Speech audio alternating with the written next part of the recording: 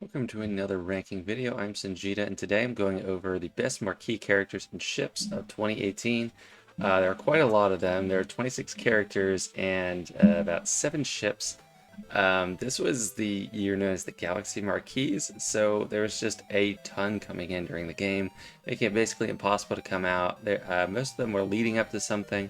Maybe not most, but some of them were leading up to something. Others were just kind of introducing a new faction, so to speak, or building up one that didn't have much to begin with. But there's a lot to cover here, so hopefully I'll be able to say a little bit less about each character and get through the list faster than I normally would.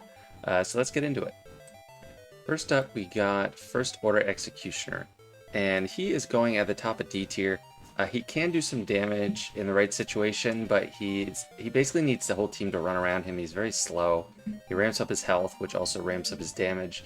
But now First Order is basically never going through him, so he doesn't see as much use. He might be good for his second team in Conquest. Next up, we got Rose Tico, and I wanted to put her in F tier, but I can't because of her ship. On land, she doesn't really do much at all, but her ship is pretty vital for the Resistance fleet doing anything worthwhile at all, which isn't that much, but it can be a good banner stealer on defense. She can stun, she grants defense up, which is useful sometimes in Conquest to double hit feats with Resistance, but otherwise not a very strong character at all. And keeping in line with some of the fans' least favorites from the new films, we got Holdo. And she comes in the middle of the C tier. She's got a capital ship. She's a decent tank. She usually makes her way into a Galactic Legends Rey lineup just because of her tankiness, and she does some stuff with Foresight. And she can heal up, mainly heal up Rey once she's used that lifeblood a couple times so that she can keep spamming it.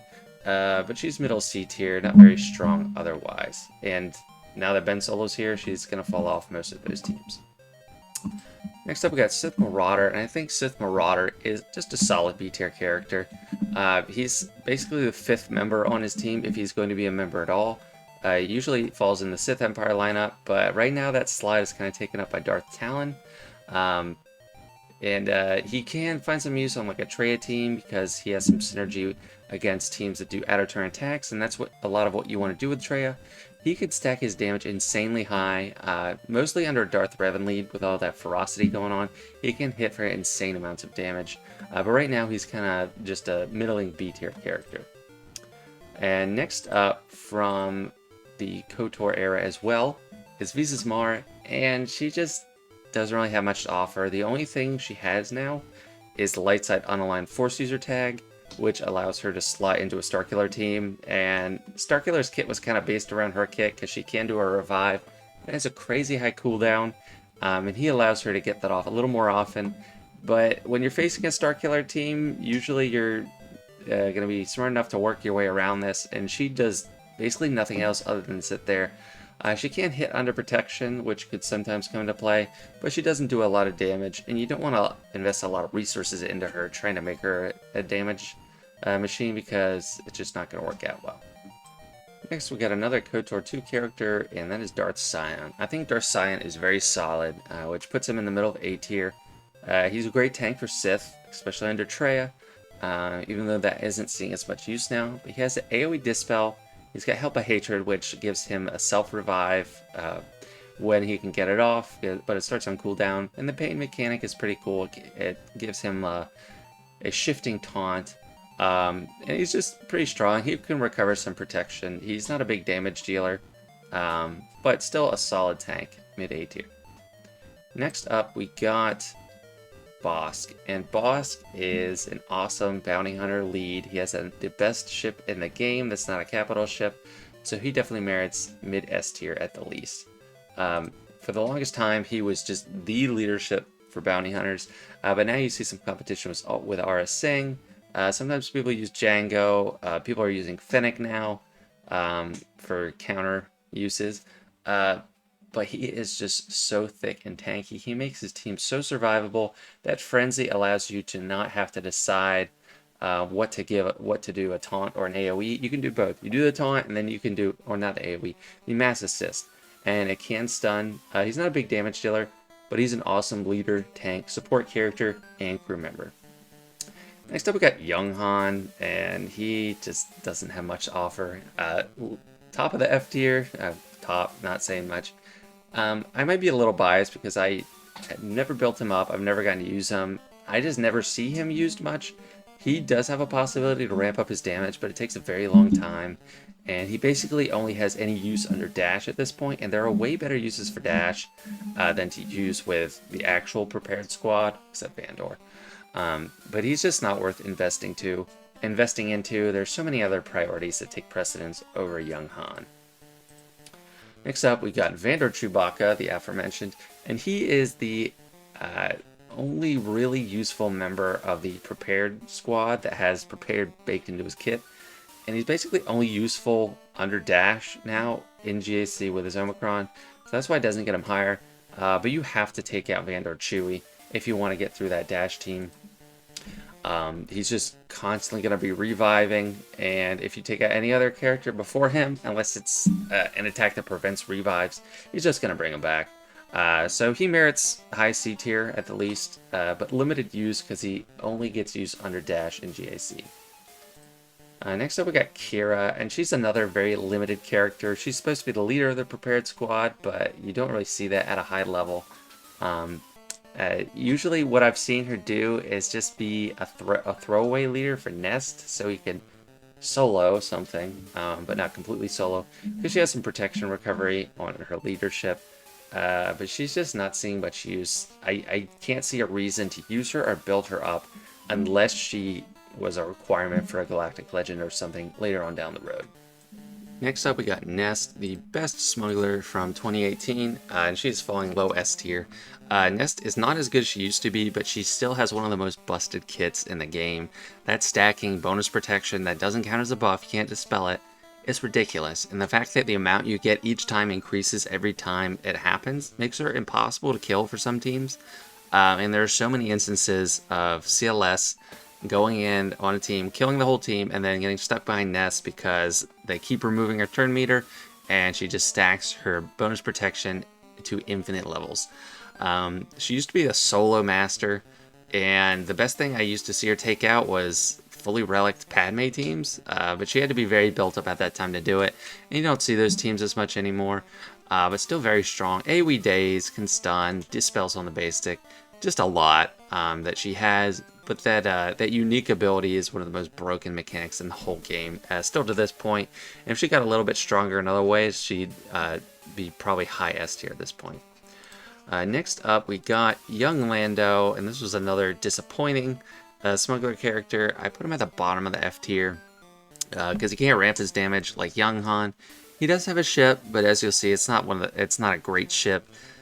He just doesn't have any use. I mean, what is he gonna do? Like, there's so many better characters to use under dash, which is the only place he could find use. So yeah, F tier for him. Next up, we got L3, and this was the second best smuggler from 2018 in my opinion.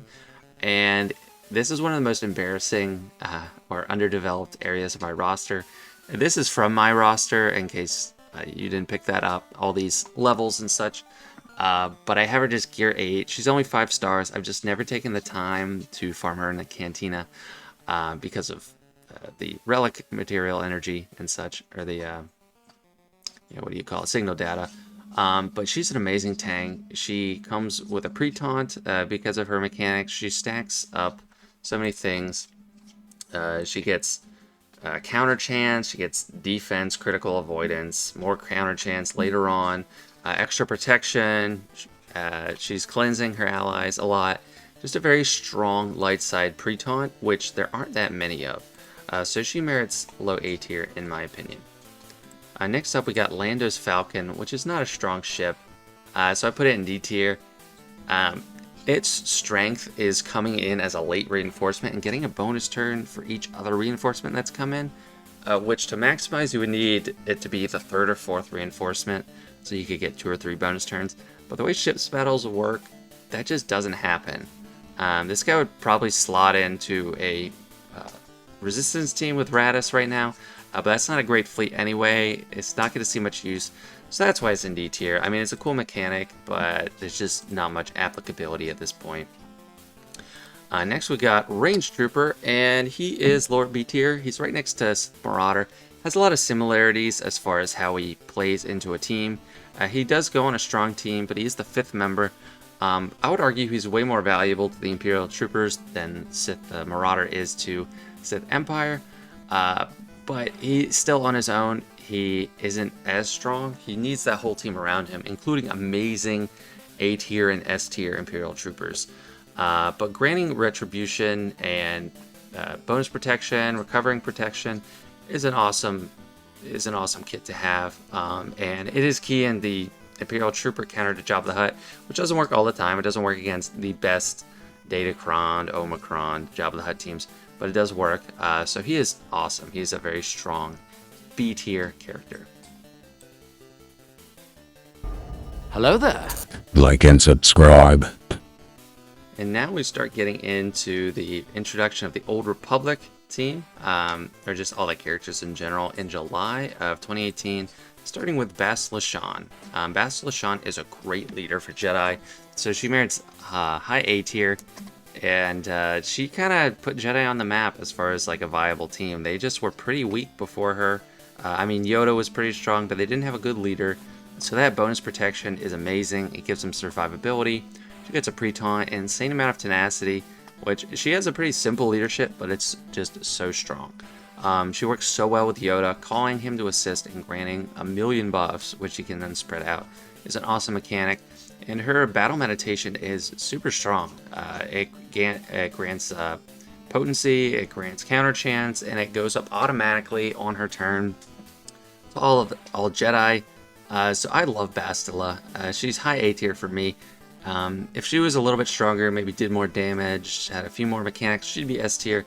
But right now, definitely solid A tier. Next up, we got the next Old Republic Jedi, and that is Jolee Bindo, and I think he definitely deserves S tier. He is a role player, and he does his role insanely well. He is so tanky. He has insane crit avoidance, insane tenacity. He can't lose turn meter, and the biggest thing about him, which is his defining characteristic, he can revive an entire Jedi team as long as he's alive. This was the bane of everyone's existence in the Jedi Knight Revan meta, because if you didn't take out Jolee, even if you took out the whole team, they're coming back, and then you're just going to lose or give up because it took so long to get them down, and it's just demoralizing.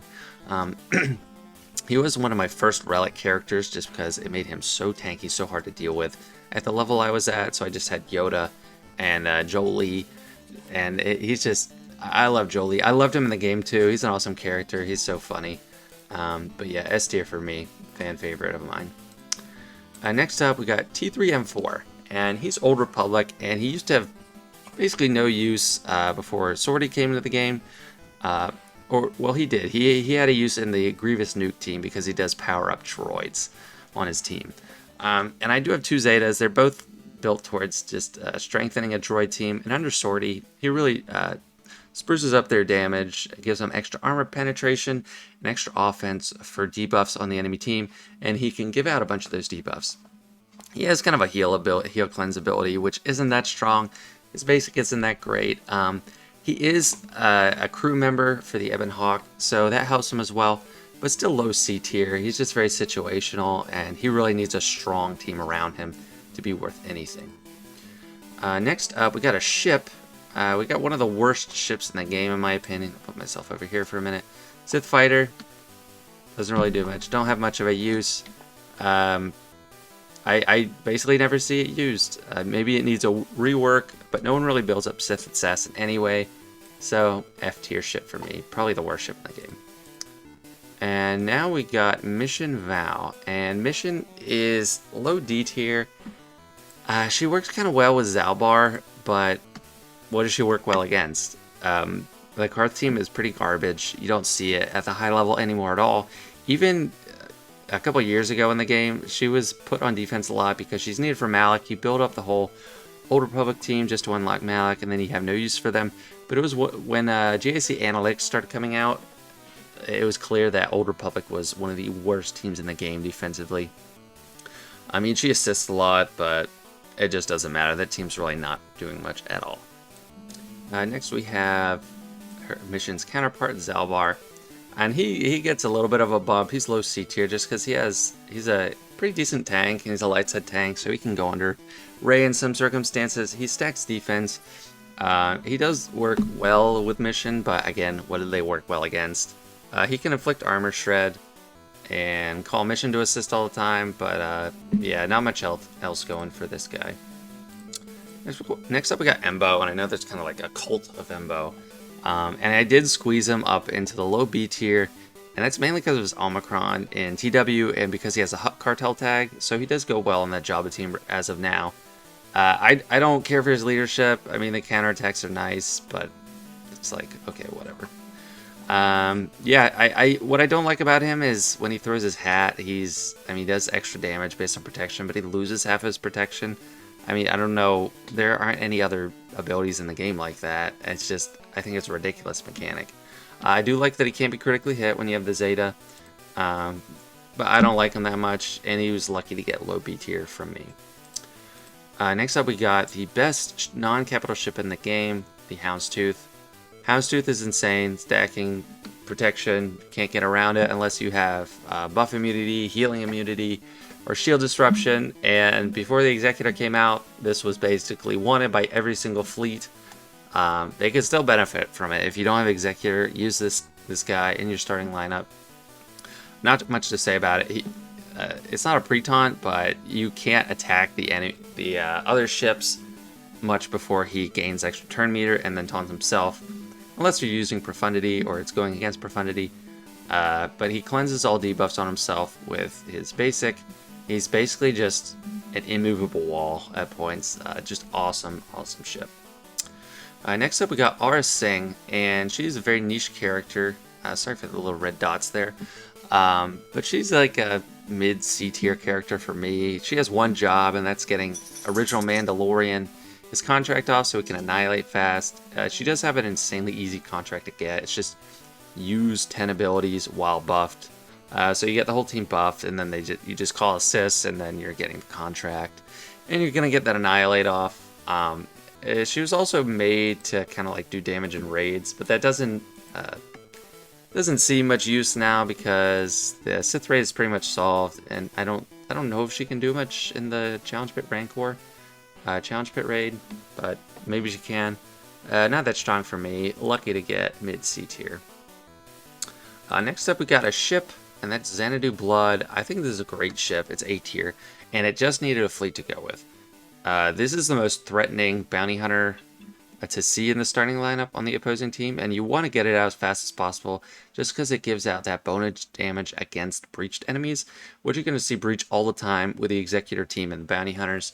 It's got a nice AoE, calls to assist. That's very strong on its own. It goes under stealth all the time. I just love this ship, but the big thing about it for me is the bonus damage against breached enemies. Next up, continuing with the bounty hunter theme, we got Jango Fett, and he is definitely an S tier marquee for me. He has so much damage, and he's very survivable, very strong. He actually has plus 50% health just on his own as part of his unique built in, so very survivable. And like Boba, he's got that buff, I forget what it's called right now, but that just brings him back after he dies once. So I love that mechanic. That on its own is super strong. He does so much damage with his rockets. He's got that AoE burning, which can reduce max health. And as a leadership, he's still very strong. He can reduce the potency of the enemy team. They can't gain turn meter. And you could get that contract off pretty fast as long as you get them all debuffed. So you could just do a few AoEs, and then you're good to go. And it grants out that special bounty hunter buff to the rest of the team. I love him. I wish he had a ship. I want to see a Jango Fett Slave 1, but he is definitely an S tier marquee for me. Next up, we got a few ships in a row, starting with the IG-2000, and it's a solid B tier ship for me. It goes on that Executor fleet really well. Usually it's kind of the second reinforcement you call, if at all. I like to use it sometimes as my first reinforcement with Executor just to get the contract off faster. He has an automatic double tap again with his basic against an enemy that's breached. He can stun with his special, and he heals by himself every turn that you take or the enemy takes. So if they don't have a lot of damage and they're trying to get him, they can kind of waste shots because they'll just heal back. Or if you're hitting him and then the Houndstooth taunts, that's pretty good. He is part of the starting lineup on what I think is the best defensive Executor lineup. So you just have the 3 attackers. But he is useful in that lineup the most for just getting the contract off faster, in my opinion. Next up, we got Sith Bomber, and that's another B tier ship. It's a good tank. It's not as good as other tanks like the TIE Bomber that you can have in the same fleet. Usually the Sith go with, or he's the main Sith ship that isn't also Empire. So he goes with the Empire fleet usually. And usually you don't want to, you can start him as like a second tank, and he does a lot with his concussion mines, which are basically thermal detonators for ships. But that's his main use, and he is pretty tanky. So, low B tier. Next up, we got Anakin Starfighter, and that is definitely an S tier ship. The Negotiator fleet, which was the meta before Executor, revolves around this ship. It's just such a big damage dealer. I love that AoE, which inflicts buff immunity and healing immunity if you're lucky. Unavoidable basic, does a ton of damage. Starts with Unending Loyalty under Negotiator. Just awesome ship. And the best thing about it is if you are getting any of your the enemy, or if any of its allies are falling below half health or below full health or dying, then it gets a bonus turn, which can happen twice per ally, and then when they heal up, it can just happen again. So very hard to work around. Awesome ship, S tier. Next up, we got, in my opinion, the best character to come out in 2018. And that's Bastila Shan Fallen.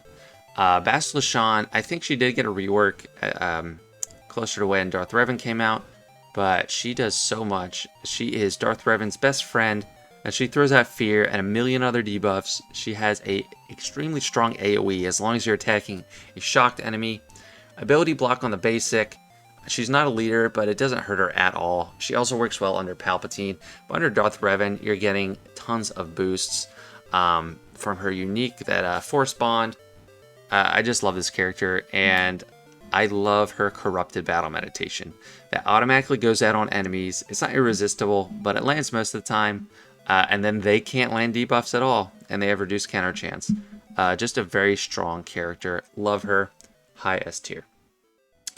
Next up, we got Canderous, and he is high B tier for me just because of Maul. And he actually goes well under Lord Vader, so that you can trigger that second turn from Maul right away after he does his first AoE and gets to 5 stacks of Anguish. And he's assisting all the time, getting that turn meter. That's why you want him with Maul all the time. And he's really part of what makes the Maul-led Mandalorians go as well, because he does like a triple tap all the time. He's giving out dots, just gaining turn meters so that you can keep the train going. So on the Maul team, if you start with Water, another fast character, you get Maul to go, then he goes, and Canderous. Just strong for that reason only. It doesn't have much else going on for him. He was kind of built as a big damage dealer when Gear 13 came out, or I saw a video saying that he was like a monster just for damage. That didn't pan out really, but still strong under Maul. Next up, we got Juhani, and Juhani is bumped this high only because of her Omicron. She makes the Starkiller team like an A tier team in Territory War, although it can get soloed by the Ahsoka Fulcrum with its Omicron, with her Omicron. Other than that, she doesn't have much use in Grand Arena. She could be used on Starkiller if you have no other option, just because she's a tank. She can take some hits. She can give out stealth. She can stun, or not stealth, stagger. She can stun. Sometimes I use her with Jedi Knight Revan just as kind of a throwaway tank, and she grants extra speed and stats to the team under Jedi Knight Revan's leadership, but not that good otherwise. She is kind of lucky to get low B tier, but since her Omicron is so strong, and it's the only Territory War Omicron I have, she merits B tier for me. And then the last Marquee of the year is Cartho Nassi, and he is F tier. You could argue that he's better than Mission, maybe, just because he's the leader, but I don't think so. He doesn't do a lot of damage. He has an AoE, which is just like a tickle to the enemy team. His lead isn't that good. It's not viable at this point in the game. He does have a territory battle Omicron, which, you know, right now I wouldn't recommend using because you want your good Old Republic Jedi with Revan, and just territory battle Omicrons. Right now, not worth it. Although I think probably a lot of newer players have applied this Omicron. I don't know how many there are, but there is a shocking amount. He is a pilot for the Ebon Hawk, and I mean, that's good. It's a decent ship, but I don't think it merits bumping him in this list. So he is F tier for me. And that's it. That's a whole tier list. This was 2018, the Galaxy of Marquees. It almost took up my whole chart, and I would have had to change it a little bit. But we got several ships, strong ships, bounty hunters, lots of Old Republic, lots of Resistance, Smugglers. My favorite thing from this year was the Old Republic leading up to Jedi Knight Revan, and then Bastille Shan Sith Empire, and some of these awesome bounty hunters. Let me know what you think. Let me know what I got wrong, what you would change. But thanks for watching. This has been Sanjita signing out.